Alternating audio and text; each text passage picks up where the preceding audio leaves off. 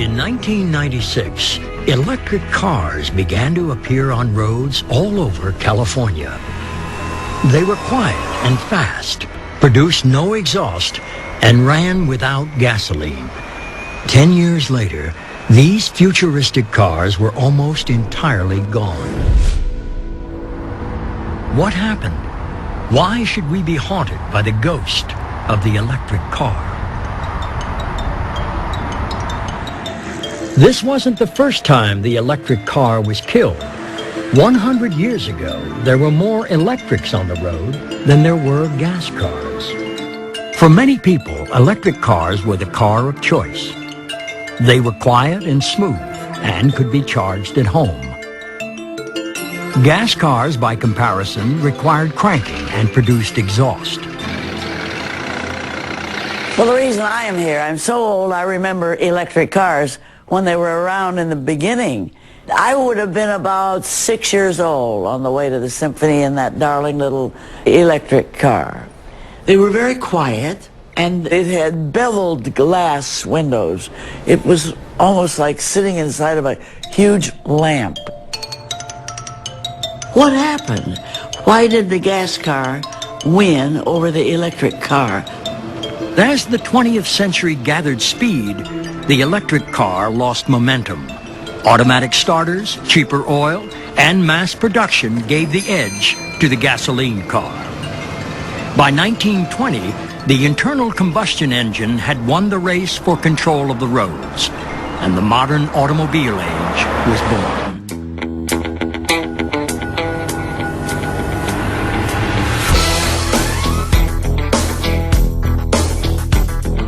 Of the hundreds of millions of cars built in the 20th century, almost none were electric. They were sleek, they were fast, and they gave Americans the open road. But as time went on, their number one flaw became more apparent. Smog.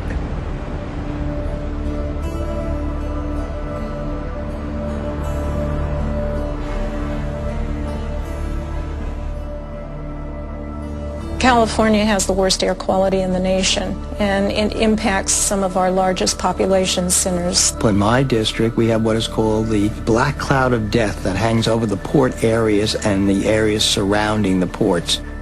We are seeing some tremendously debilitating effects: asthma rates, cancer rates, lung development in children, children not being allowed to play outside. In 1989, a study found that 1 out of 4 15 to 25-year-olds in Los Angeles County had severe lung lesions and chronic respiratory disease. In 1990, there were 41 Stage 1 smog alerts. No matter what kind of car we drive, every gallon of gas we burn adds 19 pounds of carbon dioxide to the air. The more gas we burn, the more CO2 we create. If you don't do something with that CO2, if you don't sequester it, then it's going to be going up into the atmosphere, and CO2 is a global warming gas. I believe the problems of global warming will be far greater than the problems of social security or even the problems of war on terrorism. We got the equivalent of a nuclear time bomb on our hand with global warming. If lung disease from air pollution is unimportant, if all those things don't count, we're going to be in bad trouble. And there's a public health crisis, that we have to have incentives and we have to have alternatives. Car companies experimented with alternatives over the years, but none of them ever seemed to make it out of the proving grounds. I remember I was the chairman of the board of the Tennessee Valley Authority, and we were promoting the electric car back in the late 70s. I had even planned a race from Gatlinburg, Tennessee to Nashville between Paul Newman and Robert Redford, and I had it all lined up, and then I realized that we'd get a lot of national publicity, but there were no cars in the showrooms. It would take a different kind of race to make the electric car the car of the future. The Sun Racer was a solar-powered vehicle that was developed here at AeroVironment. for the purpose of winning a race. In 1987, GM won the World Solar Challenge race in Australia with a one-of-a-kind solar-powered electric vehicle, the Sun Racer. Emboldened by their success, GM CEO Roger Smith challenged the same design team to build a prototype for a practical electric car. If we were to go full speed ahead with electric cars, the electronics had to be good enough in order to warrant that concept. And that's where the work of Alan COCHE came in. Now, you built the prototype for this in your garage? Yeah, so my garage isn't quite the average garage. It's actually a pretty good machine shop and electronics lab, but yes, I built it there. It's like a 3-channel stereo amplifier that provides the right size sine waves and right frequency to drive the motor for all the different driving conditions. So it is a 100,000-watt stereo amplifier. Alan's breakthrough power system helped create an electric car unlike any that had ever been driven before.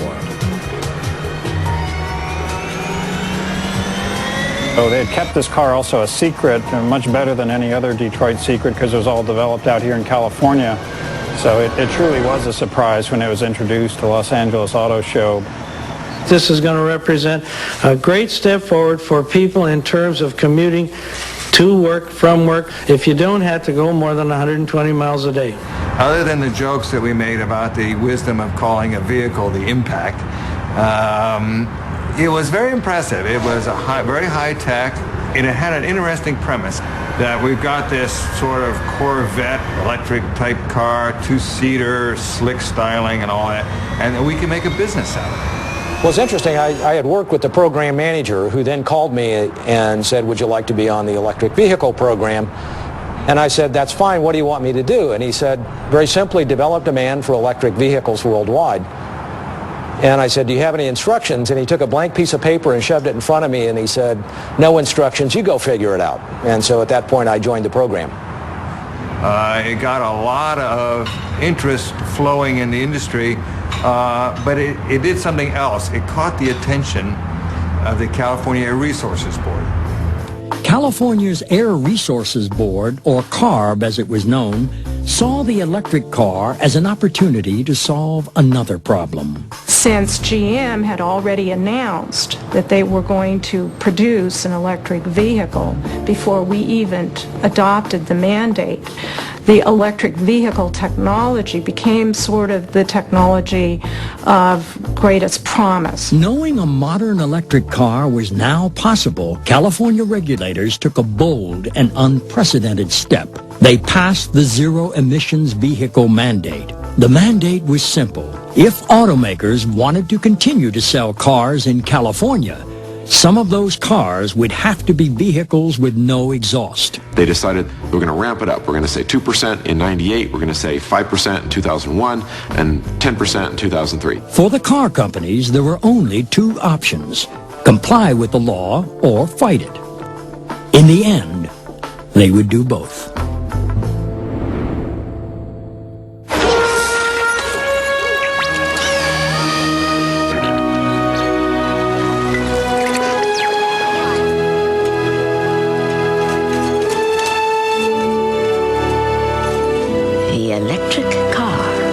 Is here.